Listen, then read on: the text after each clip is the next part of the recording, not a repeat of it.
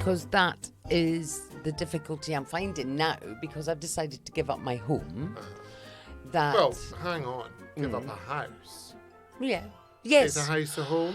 Well, 'Cause that's... you hate the people in it. No, I do not. Oh, that's mean. I love them.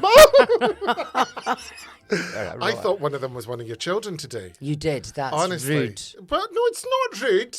8:10 in the morning. Yeah, fair in enough. shorts. No, Rachel had been delighted that you Well, thought she was my child. honestly, That because was all I a said was, compliment. where is she? And she just looked and I had my sunglasses on. She went, your dog's lovely. I went, yeah, never mind that. Where is she? Go and get your mum. She went, she's not my mum. Mother. And I went, well, it's not my problem.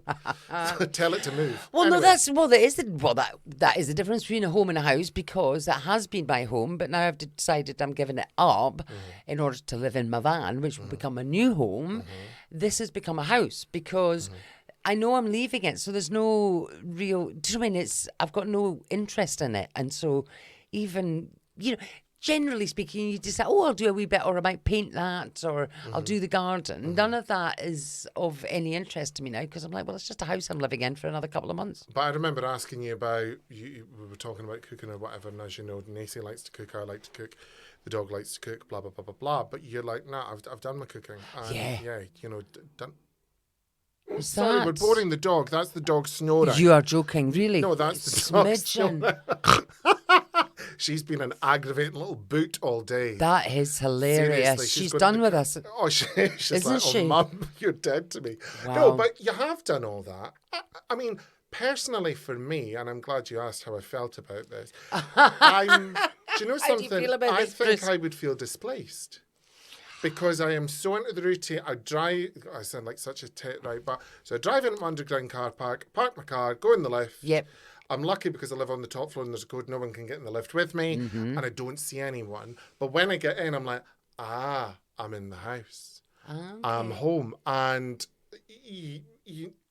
I am very much a home is where I lay my hat. In fact, one Right. of the tracks I want to use for my show is Billy Joel's My Life. so not Paul Young's Wherever I Lay My Hat is No, my home. no, that would no. be too obvious, It wouldn't would be too obvious. Yeah, a bit like to the title. point. I hate everyone, so I'm homeless. But Billy Joel is that this is my life, I can do what I want. But it's like it doesn't matter where you wake up, because you wake up with yourself. So I like Which that. is a huge problem for a lot of people. Yeah. Genuinely, it is. It's funny because people who do what I think is known in the world of alcoholism or addiction is a relocation. And I've had friends who have had, I have friends who are, I think, functioning alcoholics, and I don't mean you. I don't mean me. But we probably fit the criteria. Yeah, probably, I'm sure. Yawn, yawn, yawn. But the point, it's how you are, I suppose. The home concept then is how peaceful and accepting you are of yourself. Because if you think by geographically relocating that you're going to get rid of all your problems or whatever, you're an absolute fool. I had a friend, Big Chacha, who moved to New York and stayed there out with her visa, was an illegal alien, and genuinely thought her life was going to change because she was over in America. Yeah. And it didn't. And that's what she used to say. It's like Glasgow now. It's so small. And that's the thing. I have another friend who lives over there. She's not keen to come back. She's ages with you, Ruth. Actually, I have to introduce you. You'd really like her. She's brilliant. I love her to death. Which is also a stupid thing to say. Whose death? Her death? My death? It's ridiculous. But anyway, we'll move on. But the fact of the matter is, she's just like, at this moment in time, although she has a house here and stuff, she's like, there's no work for me. I'm an ex-journalist. I'm the wrong side of 50. And there's nothing. She's doing more in New York. So she's doing events for Hey Ya, the TV channel. Her friends have a boutique that she's like the woman from Little Shop of Horrors or the Rocky Horror Picture Show, who's the gallery owner. She's kind of, that's outrageous. Oh, smidgen. But it is that if you're not at peace with yourself, then where does it matter where you are? Yeah. And I think the problem with a lot of people is that they don't like to be with the thoughts in their head. And I think that's why a lot of people do keep changing or moving and trying different things, because they think that's where the happiness is, the grass is greener. But that's not what I'm doing. But this is the thing, though, because yours is a really radical life laundry at the sound of sounding like a tech. Because that's a huge...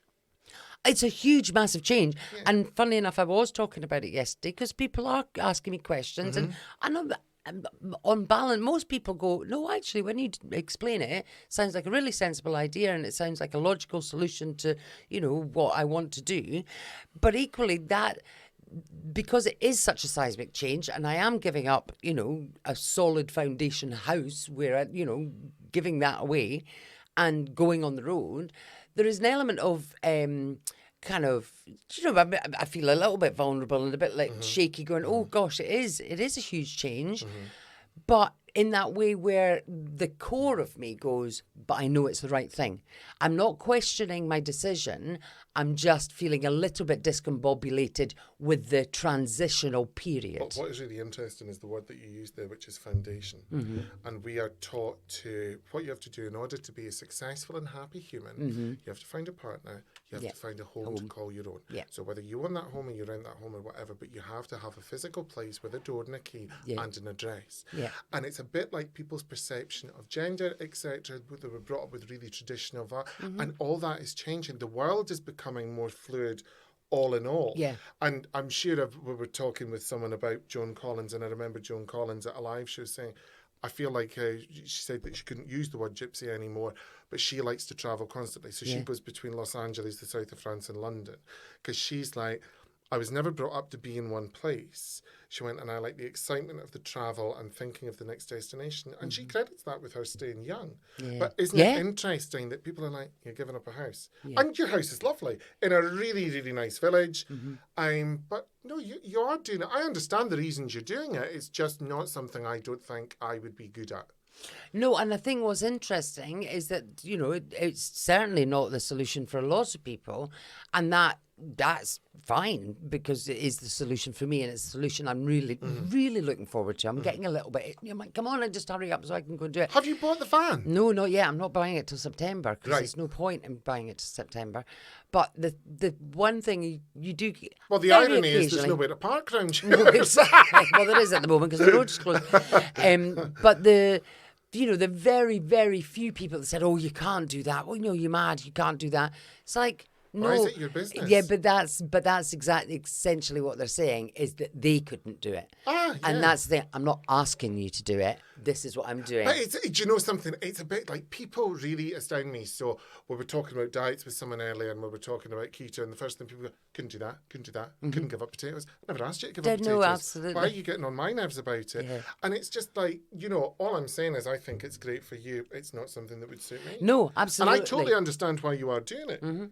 Because it's almost as though you're about to start living your life again. And the sense of freedom already. I mean, it is like taking a bungee jump. I'm letting go of all the things that I've been familiar with and conditioned with and societally conditioned with. It's like you say, oh, what do you mean you don't have a permanent address? And all the things that you kind of, but life is so much, fluid. You can do whatever you like. But I remember, because we have touched upon this a couple of times, and you went, I'm getting rid of my couches, and I was like, that was abhorrent to me. I was like, we've just spoken to someone, I was able to tell them what their pain was. It was Faro and Ball. I know. But that just goes to show then what kind of floats my boat in terms of security. And it used to float my boat, and it would have been something 10 years ago. I'd be like, oh, a lovely new sofa, or oh, I've got a fabulous new bed and I've painted and it looks great. And those were things that made me happy. They have no significance to me whatsoever. One of my daughters is getting married. I mean, they came round. I was like, literally, they've come round like kind of burglars, just rummaging. I was like, take whatever you want. There's a dining room table, there's a sofa, there's a bed, there's a bookcase. And literally, I think they're just going to come and go. There's going to be something less in my house every time I get home. So can I ask, genuinely, where do you see your life then in 10 years? I don't know, and I don't care. Really? Right, okay. Yeah. And you're just going to do it as long as it feels right? Yeah, as long as it feels right. I've become very, sounds wanky, I've become really in tune with I've always been quite instinctive and driven by my gut and core. Are you a housephobe? That's a new word I'm now pushing. Housephobe. Is that our new word? I find where I live now very restrictive. So what used to be a family home and bringing up the kids and friends and family and dinner and all the different lifestyle that goes with that at that point of my life.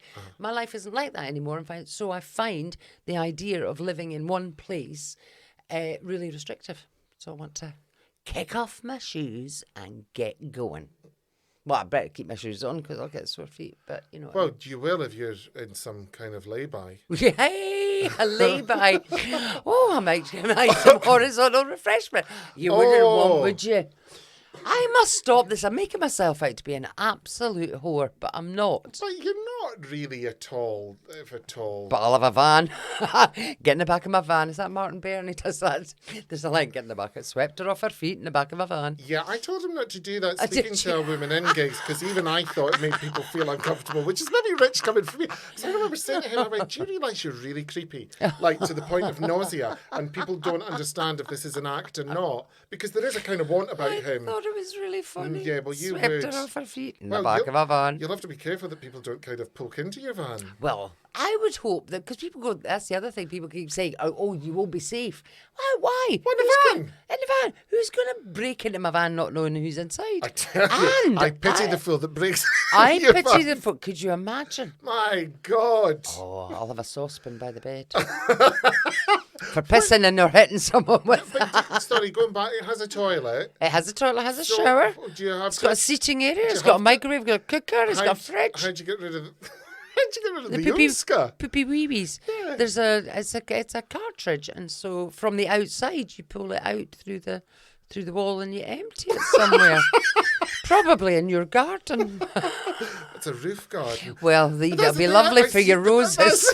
I just couldn't be. It's bad enough picking up, having steel sacks for the dogs, but what are you doing? I'm just getting rid of last night's curry. Exactly. I'm just emptying my arse. I think what I'll do, though, genuinely, I thought about this, that I will do my number twos when I'm at a gig. I'll make sure I'll get up, I'll go park somewhere where I go for coffee. Jojo, see, that saddens me that you're now having to have a stool schedule. I only shit once a day. But wouldn't you like? It's a first world right to go anytime you like. You can't be. Well, you're going to run into the guy in Glasgow and go, by the way, my vag is scabby. It's needing a good scrub, and I'm needing a big fucking whoopsie. I've got a good pelvic floor. I can hang on to things. I can hang on to things for a wee while. Yeah, but the thing is, I don't understand. This is a world of plenty, and you're clinging on to your own feces. No, but just because you're a house I bomb. have the facilities if I so desire. Talking of which, I need to go for a pee. Do you mind if I come in because my cartridge is full? I'm going for a wee. I'm going on at the fringe. Be Honest with Jojo and Sutherland is live at the Edinburgh Fringe between the 4th and the 28th of August, except the 15th. Jojo and Sutherland. You did. Oh, Yes, did I? Oh. I'm there saw too. that. Did you hear that? Another boy. house phone.